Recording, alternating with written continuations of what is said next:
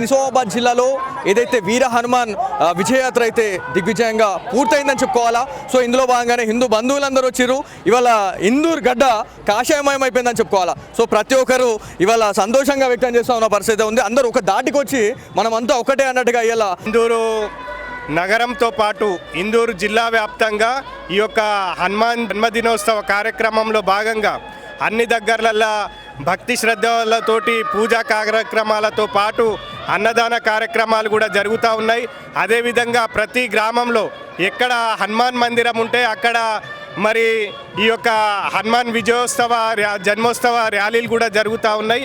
అదేవిధంగా అన్ని వర్గాల ప్రజలు కులాలకు మతాలకు ప్రాంతాలకు వర్గాలకు అతీతంగా నేను హిందూ అనే భావంతో అందరు కూడా ఈ యొక్క హనుమాన్ జన్మోత్సవ ర్యాలీలో పాల్గొంటూ ఉన్నారు. అన్న మీరు చెప్పండి ఎట్లా అనిపిస్తూ ఉంది? అంటే దాదాపు ఒక 15 మందితోని మొదలైనటువంటి శోభాయాత్ర దాదాపు 15 సంవత్సరాల్లో ఇవాళ ఒక లక్షలాది మందితోని ఇవాళ శోభాయాత్ర ఇంత దిగ్విజయం కావడం అంటే నిజంగా ఇంపాసిబుల్. రెండు తెలుగు రాష్ట్రాల్లో కూడా హైదరాబాద్ టాప్ అయితే సెకండ్ హిందూర్ నిజామాబాద్ అని చెప్పేసి మనం చెప్పుకుంటూ ఉంటాం. సో దీని గురించి ఎట్లా అనిపిస్తూ ఉంది? ఎన్ని వేల మంది వచ్చారు, లక్షలాది మంది దీనిలో తరలి వచ్చిర్రు అనేది కూడా చెప్పండి. ఈ యొక్క శుభ సందర్భంలో సిగ్నేచర్ స్టూడియోకు ప్రత్యేక ధన్యవాదాలు. ఎందుకంటే ఇందూరు గడ్డ అంటేనే హిందువుల గడ్డ. ఈ గడ్డ మీద సిగ్నేచర్ స్టూడియో వచ్చి ధైర్యంగా ఇంతమందిని ఇట్లా వాళ్ళని ఇచ్చేస్తూ నడుపుతున్నటువంటి కార్యక్రమంలో ఈరోజు ఆబాల గోపాలం ఎంత జనం అంటే అసలు నేను ఇప్పుడు 66 సంవత్సరాల వ్యక్తిని, నా జిందగీలో ఇంత పెద్ద జనాన్ని ఎప్పుడు చూడలేదు. మీరు అన్నట్టుగా హైదరాబాద్ తర్వాత నిజామాబాదే టాప్ ఈ రెండు రాష్ట్రాల్లో కూడా. మరి ఇవాళ ఈ యొక్క ఇందూరు గడ్డ నుంచి పడితే మన ఢిల్లీ వరకు ఇవాళ ప్రతి చోట అంత హిందువులు ఏకమై ఈ యొక్క ర్యాలీలు తీస్తూ భోజనాలు పెడుతూ, ఇంకొకటి ఏమిటంటే రోడ్డు ఎంబడ అనేక మంది పోటీలు పడి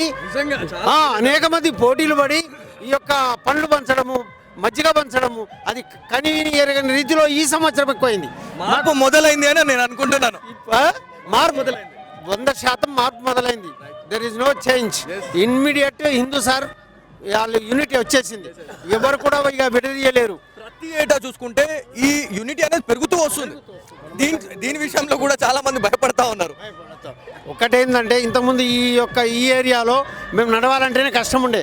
ఇవాళ హిందువుగా కండు వేసుకొని టోపీ ధరించి పెద్ద బొట్టు పెట్టి బ్రహ్మాండంగా ఈ యొక్క రోడ్లో తిరిగేటువంటి దినం వచ్చింది. మరి మేము ఎవరిని వ్యతిరేకించాం. మాతోను పెట్టుకుంటే ఎవరిని అంతు చూస్తాం. చాలా మందితోని కూడా మేము మాట్లాడడం జరిగింది. ఒక క్వశ్చన్ ఎయిర్ అన్న ఎవరితో మాట్లాడినా ఒక క్వశ్చన్ ఎయిర్ అని అంటున్నారు. సో హిందువుగా పుట్టిన వాళ్ళు ఖచ్చితంగా బొట్టు ధరించాలండి. ఎందుకంటే మనం ఎంతో పవిత్రంగా భావించే మన సంస్కృతిని మనం కాపాడుకోలేకపోతున్నాం. కాబట్టి ఇట్లాంటి వాళ్ళు వచ్చి ఇట్లాంటి కొంతమంది వచ్చి మన దాంట్లో పుల్లలు పెడతా ఉన్నట్టుగా మాట్లాడుతూ ఉన్నారు. మన సంస్కృతి సాంప్రదాయాల గురించి మీరు ఏం చెప్పాలనుకుంటున్నారు? వాళ్ళ అనేక పార్టీలకు నిలమైనటువంటిది మన రాష్ట్రం.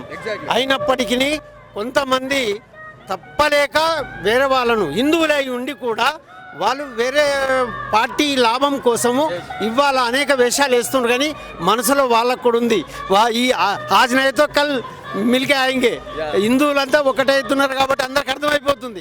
ప్రతి వాళ్ళు కాంగ్రెస్ కానీ ఏ పార్టీ ఉన్నా కానీ వచ్చి ఫ్లెక్సీలు పెట్టుకున్నారు, వచ్చి ఏది రావడం జరిగింది, అన్ని సప్లై చేస్తున్నారు కూడా. శుభసూచకం లాగా చెప్పుకోవాలి. 100% ఇది సిగ్నేచర్ స్టూడియో ద్వారా తెలియజేస్తుంది. ఏంటంటే యావత్ భారతదేశం కాదు, ప్రపంచంలో ఉన్న హిందువులంతా ఒకటవుతున్నారు. ఈవెన్ అమెరికాలో కూడా జరుగుతున్నాయి, స్విట్జర్లాండ్లో జరుగుతున్నాయి, తర్వాత ఇక్కడ మన ఆస్ట్రేలియా జరుగుతున్నాయి.